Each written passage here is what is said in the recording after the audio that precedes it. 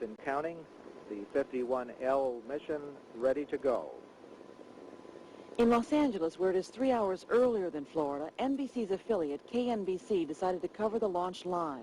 This is a special report from Channel 4 News. Good morning, I'm Ken Shocknick, and Space Shuttle Challenger is just a few seconds away from blasting off from the Kennedy Space Center near Cape Canaveral, Florida. Let's take a look right now.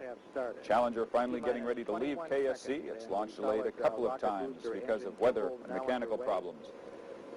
T-minus 15 seconds. The voice of launch control, Hugh Harris.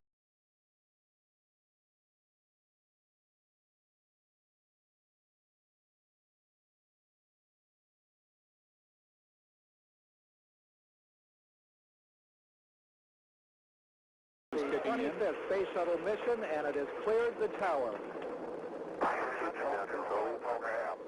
Challenger going into its roll. That's planned.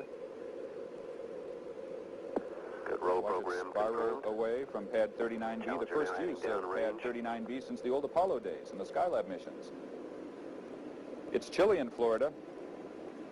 Icicles formed on the pad overnight. NASA engineers were concerned that they might have broken off during the launch and affected the fragile heat protection tiles that protect the shuttle on its way back in during re-entry. We'll throttle down to 65% shortly. Don't know what the effect might be just yet. The astronauts will take a look later on during the mission. Engines at 65%, 3 engines running normally, 3 good fuel cells, 3 good APUs. APUs, the auxiliary power units. 2,257 feet per second. Altitude 4.3 nautical miles, downrange distance 3 nautical miles. It's always amazing to hear how quickly the shuttle moves. It's already more than 4 miles downwind as we just heard. Engines throttling up, 3 engines now at 104%. Challenger, go and throttle up.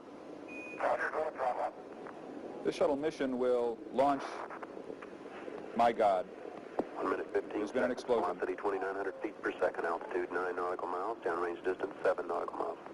This is not standard. This is not something that is planned, of course. I can see a solid rocket booster has broken away from Shuttle Challenger. That's what you're looking at in the middle of your screen. I cannot see the shuttle itself. I don't know if it's able to continue on one rocket booster. If it's able to jettison that rocket booster, it will be able to return to the Kennedy Space Center. Perhaps the shuttle engines are not enough to power the shuttle back down. It would have to shut down. Looking very carefully at the situation. Obviously a major malfunction. I hope they were able to survive. I hope the astronauts... We have no downlink. We have absolutely no sign at all of the shuttle itself. All we saw was that one explosion only about a minute into the flight, and we saw the solid rocket booster. Now here's something coming down. I don't know what that is. I don't think that that's the shuttle. I believe that's a piece of debris that's coming back earthbound. I don't know. It's too small for the shuttle itself. Pieces falling out of the sky in the Florida morning. It's about 20 till noon in Florida. There are contingency plans for the shuttle when something does go wrong, when something goes terribly wrong. We have a report from the flight dynamics officer that the vehicle has exploded. Flight director confirms that. We are looking at checking with the recovery forces to see what can be done at this point. 8:40, and we hear from launch control the vehicle has exploded. That's the orbiter itself, the Shuttle Challenger, has exploded.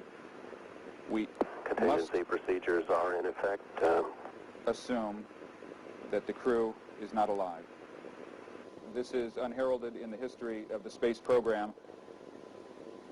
Ladies and gentlemen, I have covered the space shuttle launches since the very first launch, since before the first launch itself, going way back, and nothing like this has ever happened. Of course, there was the Apollo fire on the ground at the Kennedy Space Center, the Apollo 1 fire that killed 3 astronauts during a test run back in the 60s, but the shuttle program itself, to this time, has been untouched by any human problem.